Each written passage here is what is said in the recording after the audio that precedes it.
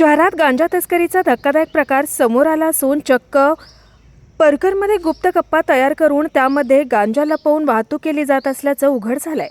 या प्रकरणी महात्मा फुले पोलीस ठाण्याच्या पथकाने कारवाई करत एका महिलेला अटक केली आहे।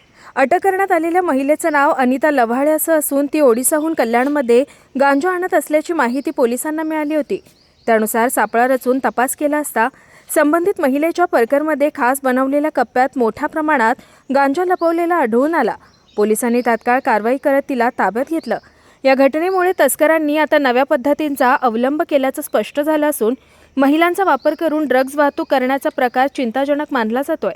पोलिसांनी जप्त केलेल्या गांजाची किंमत आणि जाळ्यात विस्तार याबाबत अधिक तपास सुरू आहे। दरम्यान या प्रकरणामागील मुख्य सूत्रधार कोण आहे तसेच यामध्ये आणखी कोणाचा सहभाग आहे का याचा शोध पोलीस घेत आहेत। कल्याण परिसरात ड्रग्ज विरोधात पोलिसांनी कारवाई तीव्र केली असून अशा प्रकारांवर कठोर कारवाई करण्याचा इशारा देण्यात आलाय। आपल्या अस्तित्व न्यूजसाठी प्रतिनिधी महेश किते, कल्याण।